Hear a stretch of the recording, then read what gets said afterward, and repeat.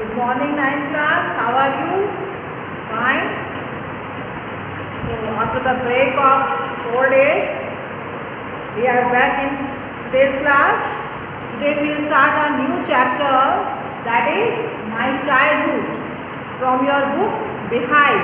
That is written by none other than your APJ Abdul Kalam, who was the President of India. In which year? Have you remember? No, you didn't remember. Okay, find out now. So today we are doing this chapter that is taken from his autobiography. He wrote his autobiography, and from there this chapter is taken as a topic of my childhood, in which he is sharing with us the days of his childhood when he used to live in the city. Which city? Rameshwaram. Because he belongs to a very poor family who used to live in Rameshwaram. I mean, still his family members lives in Rameshwaram.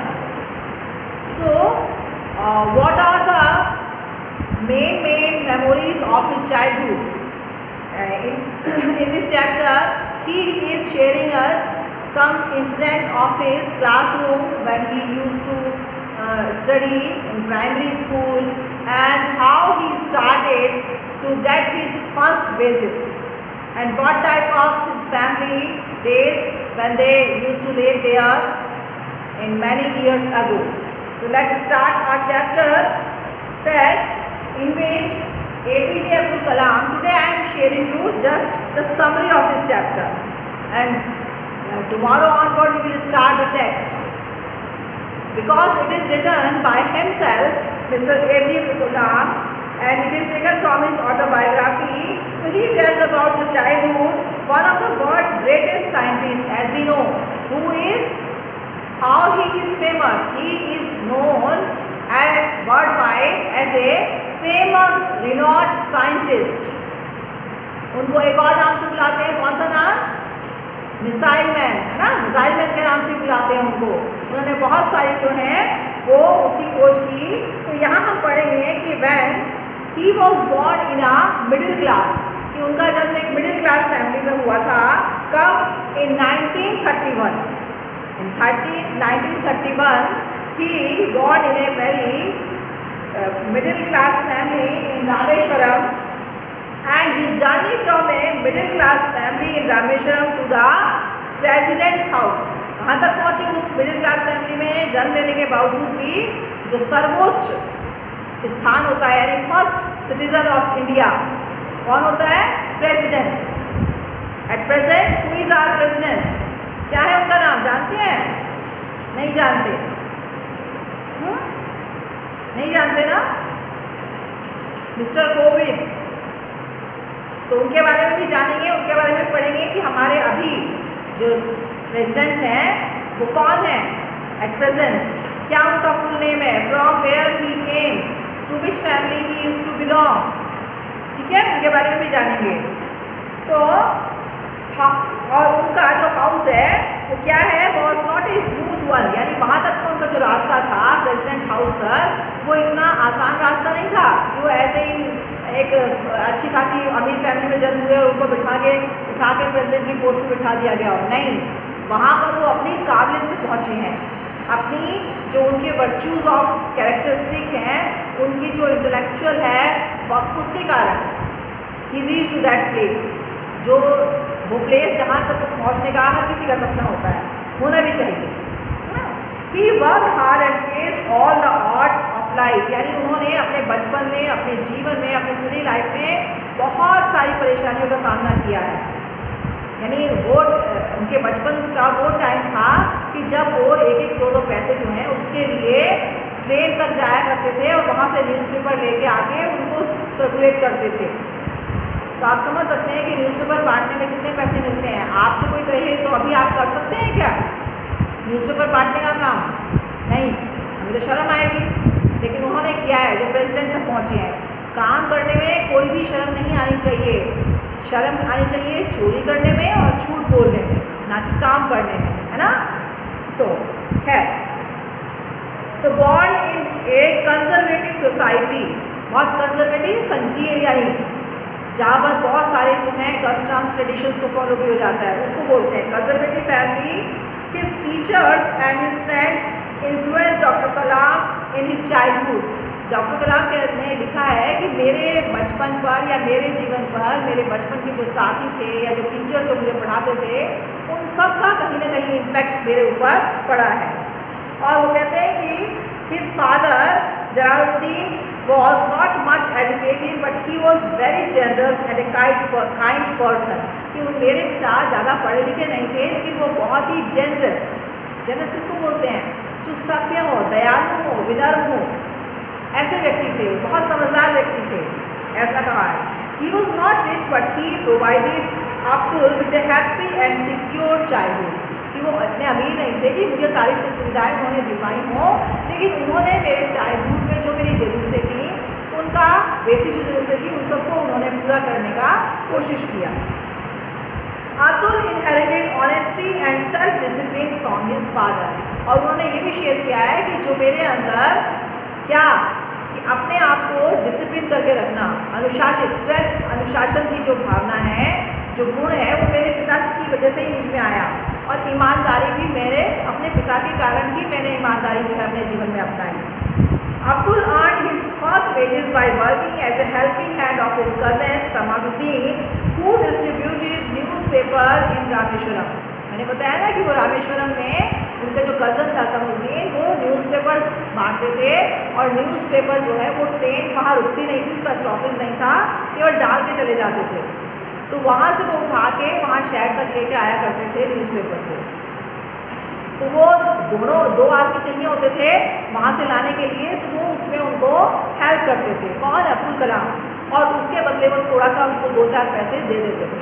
तो अब्दुल कलाम ने बताया कि वह जो newspaper बांटने में जो मैं हेल्प करता था अपने कज़न्स ब्रदर की, तो उससे जो मुझे पैसे मिलते थे वही मेरा सबसे पहले कमाई थी। यानी जो मैंने अपने आप मेहनत से कमाई थी, वो सबसे पहली मेरी जो कमाई थी वो न्यूज़पेपर बांटने में जो मैंने अपने भाई की हेल्प करी, उससे मिलने वाली आमदनी थी। Apart from his parents he was also influenced by some of his friends and teachers. He had 3 close friends. ऐसा आपने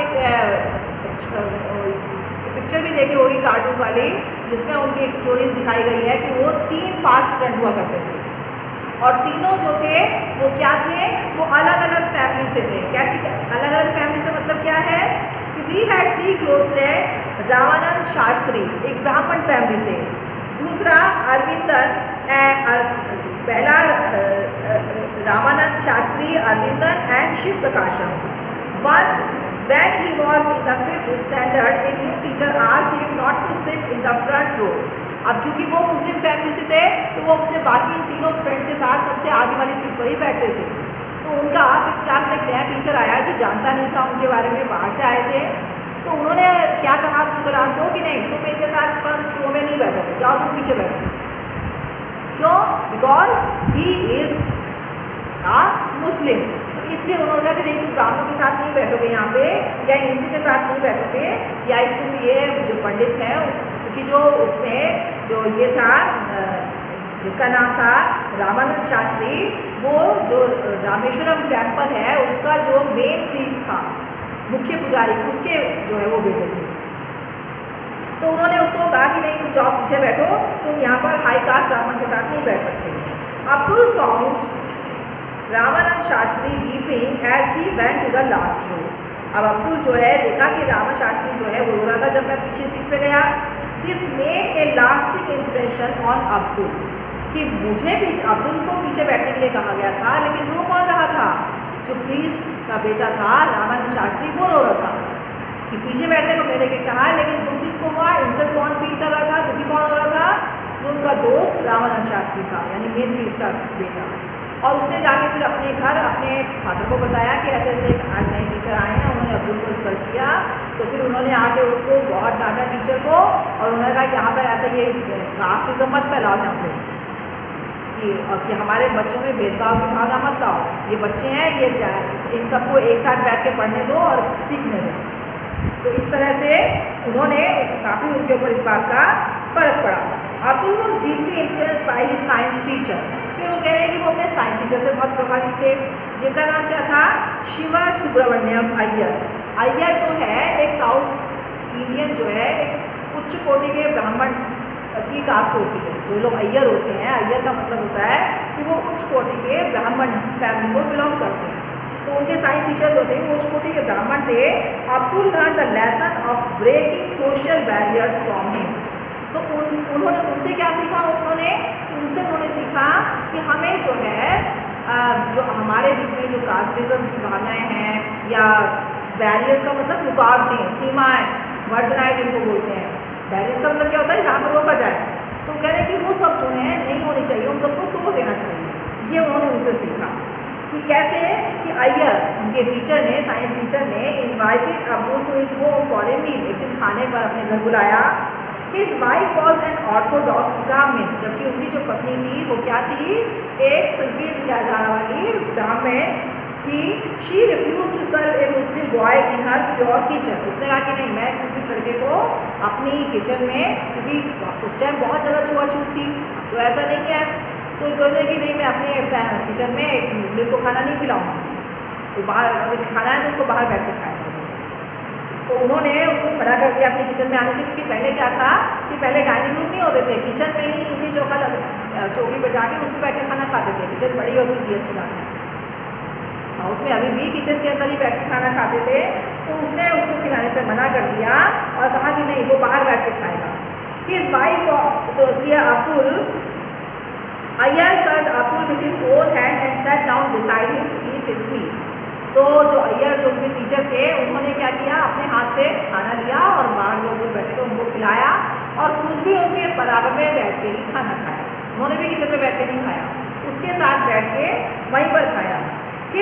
He convinced his wife to serve meal with her own hand। और इस तरह से ये देख के उनकी जो पत्नी थी वो शर्मिंदा हुई कि नहीं, जब मेरा हस्बैंड जो है उनके साथ बैठ के खा रहा है मेरी वजह से, और उन्होंने जो है उसको नहीं छोड़ा, तो फिर वो अपने आप को अशेम्ड फील किया और फिर उन्होंने अपने हाथों से ही किचन में बैठ के उनको खाना खिलाया।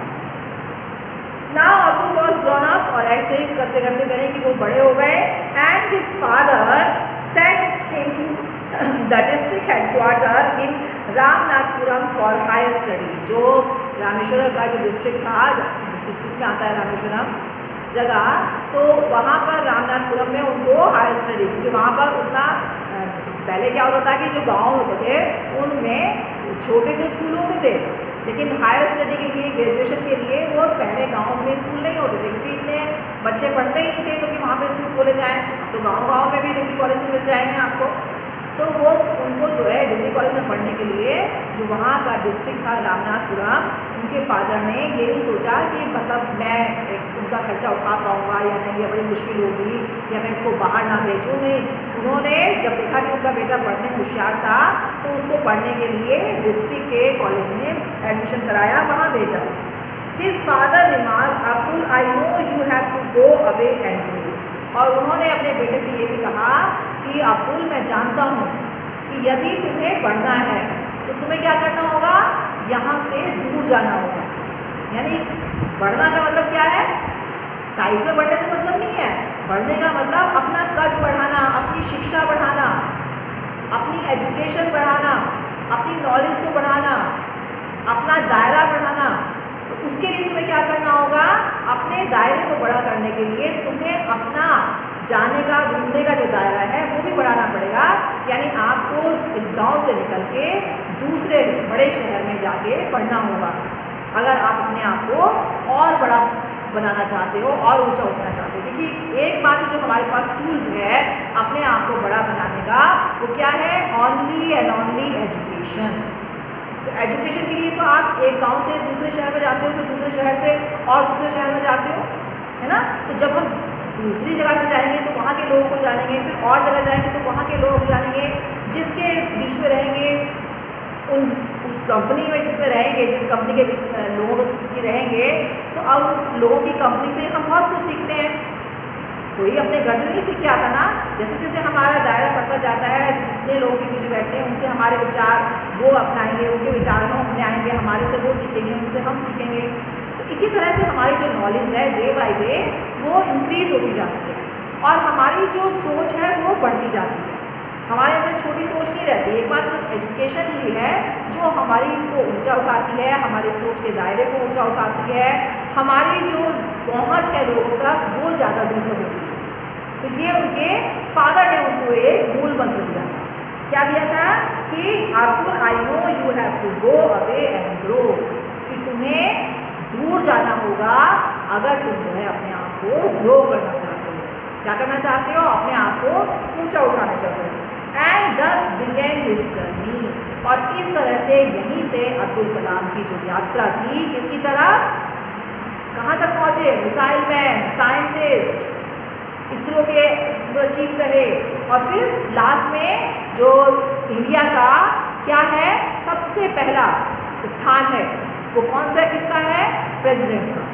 सब जो जितने भी पोस्ट है वो सारी प्रेसिडेंट्स के नीचे आती हैं। कोई भी पोस्ट है भारत में वो सारी पोस्ट किसके अंडर में आती हैं? उससे ऊंची कोई पोस्ट नहीं है। कौन सी? भारत के प्रेसिडेंट की। तो सर्वोच्च जो स्थान था भारत का वहाँ तक वो पहुँचे। 5 साल तक उन्होंने as a president of India work किया और as a missile man ISRO के प्रेसिडेंट रहते हुए उन्होंने वहाँ उसको नई नई ऊंचाइयाँ साइंस के क्षेत्र में हमारे देश को नया नाम दिलवाया। जो डेवलप्ड कंट्री थे उनमें भी हमारी पहचान बनी। भारत को जो है सम्मान की नज़र से देखा जाने लगा।